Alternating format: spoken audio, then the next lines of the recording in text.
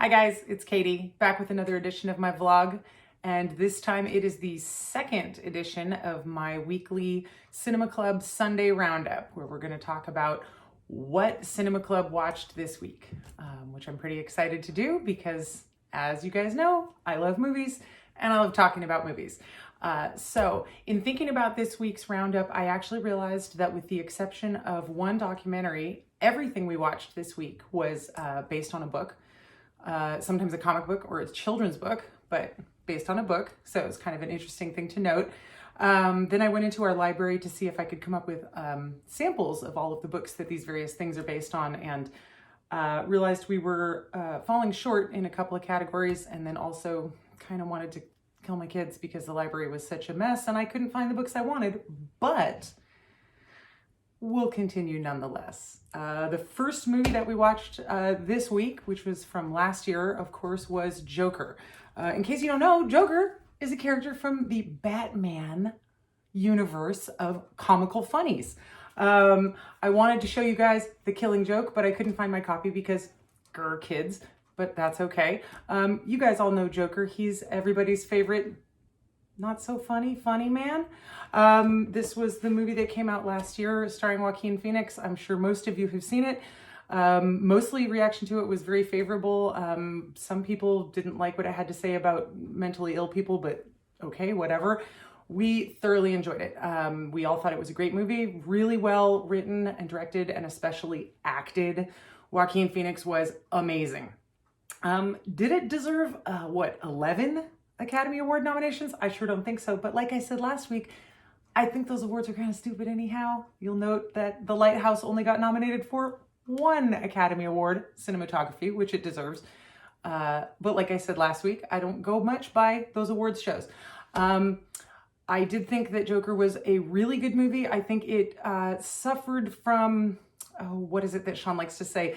When the fans of something are so annoying that it inhibits you from being able to enjoy the media itself. Obviously, the people who were like super duper gung-ho about Joker as a movie are sort of similar to people who were like super duper gung-ho about like V for Vendetta as a movie, which, I mean, again, it's a good comic book interpretation sort of movie, but, you know, not like words to live your life by or anything. I do like the Joker a lot as a character. He's very simple. He's just a deranged guy who's laughing when nobody else is. I find Batman pretty boring as a rule. The most interesting part of any Batman story is the bad guys, and Joker is the best bad guy in the Batman universe. So I enjoy most interpretations of Joker. I can't really think of one that I haven't liked. My favorite is always going to be Cesar Romero from the old 60s TV show Batman, just because he really sort of captured the funny but psycho character really well for me. Everybody else has done it more psycho, less funny. Anyhow, we thoroughly enjoyed the movie. We did watch it on streaming. We weren't able to catch it in the theater. It was shot beautifully. I think it would be lovely on the big screen. If you haven't seen it yet for some reason, check it out. I think everybody has something to gain from watching that one. And again, I do think that Joaquin Phoenix's performance is the best part of the movie. Also, the soundtrack, the use of music in the movie is really pretty great. So that's definitely a good one to check out. The next thing that we watched, unfortunately, was Netflix's new Dracula miniseries. I did note I don't seem to have a copy of Dracula in my library, which is a shortcoming on my part as a homeschooling parent. So I'm going to go ahead and buy a copy of that for my kids this week. I was really excited about the Netflix Dracula. It's 3 episodes. Each episode is the length of a movie though, like 1.5 hours long. So we watched the first episode and it had a really strong start. I really liked the way they were telling the story. I really liked the actors. I really liked the reinterpretation of Van Helsing as this very sort of rigid nun character. She was great. The second episode was pretty strong until about halfway through, and then boy, by the end of that one, it had fallen apart for me. And the third episode was just, I mean, it was garbage. It becomes like Dracula time travels to the 21st century, and suddenly it's like Dracula with a cell phone going on Tinder to find new people to go eat. And it just was like, what? I don't know. You know, I know it's a big literary favorite of people to reinterpret, and I am a big fan of the original story and the characters, and actually most people's interpretations of the Dracula story. But man, this one just, oof, I was not into that 21st century Dracula thing at all. It was kind of funny, and talking to Sean about it, I realized that I don't usually watch movies that I don't like. I usually kind of figure out ahead of time like whether I'm gonna like it or not, and then, you know, it's pretty shocking for me to start a movie and then realize partway through, oh my god, this just sucks. And the last time that happened actually was that just horrible Van Helsing movie that was like, I don't know, 15 years ago. We went and saw that in the theater, like literally just to get the air conditioning on like a super duper hot summer day. And we came out of the theater and I was like, I would pay double money and sit outside in 100-degree weather if I could just erase that experience from my mind. So I don't know what it is about Dracula interpretations. Again, I like most of them, but man, this one on Netflix was just, whew, yeah, don't waste your time on that one. The next thing that we watched, which was how much better than that Dracula, was we got to go see Shogun Assassin at the Hollywood Theater this last week with the kids. The whole cinema club went. Shogun Assassin is a movie that cuts together the first two Lone Wolf and Cub movies, which are based on a comic, Lone Wolf and Cub manga, highly recommended. The original 6 Lone Wolf and Cub movies came out in the 70s in Japan, and they didn't really get a release in America at all. And then some smart Americans in 1980 bought the rights to the first 2 Lone Wolf and Cub movies and recut them together and dubbed them and added a synthesizer soundtrack, and that is Shogun Assassin, which is one of the most fun, over-the-top, blood-spraying everywhere samurai movies that I have ever seen. It's incredible. Highly, highly recommended. Go see it if you can. See it on a big screen if you can. But I mean, that was like a miracle that they were showing it at the Hollywood Theater. It's incredible. It's the story of a Ronin, an ex-samurai who's fallen out of favor with the shogunate, who is now walking the path to hell. But he's doing it with his toddler son, Daigoro, in a little baby cart. So it's like the ultimate sort of single dad story. It's incredible. Again, highly, highly recommend checking out the comics. And I highly recommend the original 6 Japanese movies. Again, the title of those are Lone Wolf and Cub, and then each one has its own subtitle. And then the American version, Shogun Assassin. Great. Everybody should see it. It's funny, it's action-packed, it's dramatic, it's got everything. If you're sensitive to gore, don't watch it, but I mean, it's cheesy 70s, you know, hoses of red paint spraying out of somebody's chopped off arm type of stuff. Really, really incredible movie. A+ all the way. And then, speaking of A+ all the way, the night after we saw Shogun Assassin, we got to go back to the Hollywood Theater to see one of my favorite movies, the Rankin Bass animated version of The Hobbit. Of course, everyone knows what book that's based on. Family favorite over here, I'm sure for many of you, also an all-time favorite book. And the Rankin Bass animated version, which is, this one from the 70s, is my all-time favorite version. It's the one that I grew up with. As far as I'm concerned, it is The Hobbit. The character designs, the way that it's animated, the style that it's animated in, the voices, everything about it, it's the version for me. I learned at the introduction to the show that we saw at the Hollywood that it is the most faithful to the book of any interpretation, so always wins in my heart for that. But really, I mean, it's just such an incredible cartoon. It was made for TV. It was released when I was 1 year old.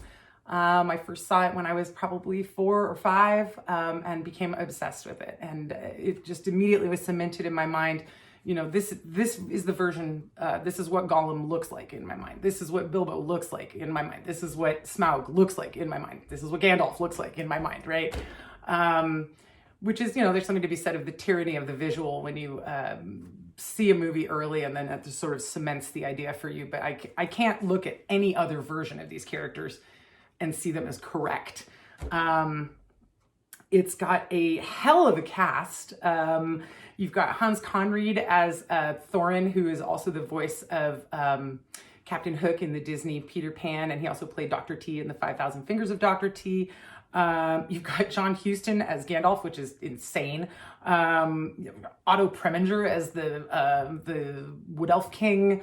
And the guy who plays Gollum is a comedian named Brother Theodore. He's only credited as Theodore in the opening credits of the movie, but he was a comedian. he was a sarcastic comedian who did what he called stand-up tragedy back in the day. Sean and I looked him up after watching The Hobbit this time with the kids, and found a bunch of his performances on David Letterman's show, of all things, on YouTube, which were pretty hilarious to watch. So if you're interested in that sort of thing, look up Brother Theodore.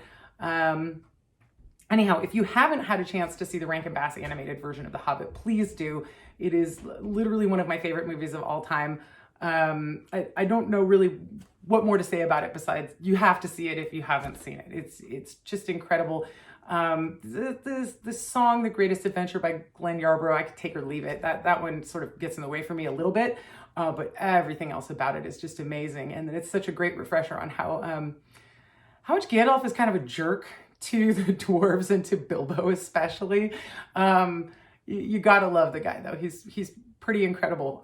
So highly recommend that one all the time to everyone, ahead of any other version of The Hobbit that you could ever watch anywhere. And of course, if you for some reason have not yet read the book, please do. It's one of my favorite books of all time.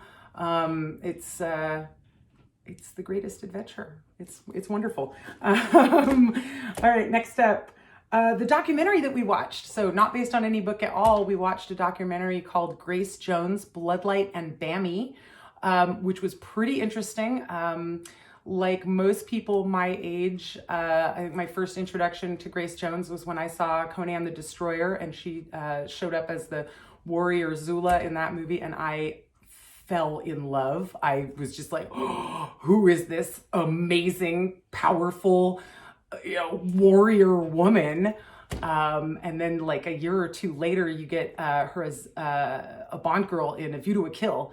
So that was like the 1-2 of my intro to Grace Jones. And then a few years later, I realized that she was also a musician. And I saw her one-man show movie. And then I started listening to her music, and boy, what an unstoppable, amazing, incredible, out there artistic talent as a singer, as a model, as an actress, you name it. She's incredible. So the documentary Bloodlight and Bami follows her around while she's on tour in 2008. The movie came out actually only a couple of years ago, but the footage is from 2008. So it's mixed in concert footage with behind the scenes footage of her at home with her family in Jamaica, or in the studio recording things, or backstage getting ready for shows. The director chose this sort of not an approach I would have chosen. There's no real narrative holding the backstage stuff together. It's just like raw footage presented to you as it happened. And I would have preferred maybe a little bit of narration or some kind of narrative thread there to just sort of explain what was going on. But even with the lack of that, it was really fun to be able to see just these sort of slices of Grace Jones living her life behind the scenes, interspersed with these amazing concert performances. And boy, has she still got it. It's incredible. If you enjoy Grace Jones's work in any form, I would recommend it to you for sure. We watched it on streaming. I think it's on Hulu. And then the last thing that we watched this week was a Soviet movie from 1973 called The Golden Horns, or Baba Yaga. I don't have the exact book it's based on, but it is of course based on a traditional Russian folktale about Baba Yaga, the witch, who turns two little girls into deer, and then her mother has to, the mother of the two little girls is on a quest to find them and bring them back to her. And she's got to go talk to the sun and talk to the moon and talk to the wind. And it's pretty fun, pretty wild. There's a whole set of these movies from the late 60s, early 70s made in Soviet Russia that are based on Russian fairy tales, and especially around the Baba Yaga character. Baba Yaga is actually played by a male actor in those movies, which makes her even like weirder and sort of more outlandishly crony. Highly recommended. Very weird, very full of lots of interesting imagery and strange talking animals and people interacting with characters in the forest. So if you like fairy tales or traditional Russian storytelling of any sort, I would definitely recommend The Golden Horns. We had previously also watched Morozko, which is Father Frost in English, made by the same production company and with a bunch of the same actors in it. If you're into that sort of thing, I would definitely look that up. I think we found both of those on Amazon Prime streaming. So that is another great one to check out, especially if, like I said, you're into that sort of traditional old world fairy tale weirdness. That's a really good one. And then we actually rounded out the very, very end of the week watching the beginning of the new Creepshow TV show that came out on streaming on Shudder late last year. But we have not gotten that far into it, so I'm going to reserve my comment about that for next week's Sunday Cinema Club Roundup when we talk about whatever else we watch next week. So thanks a lot for watching. You know the drill, like and subscribe, and I will see you guys next time. Thanks.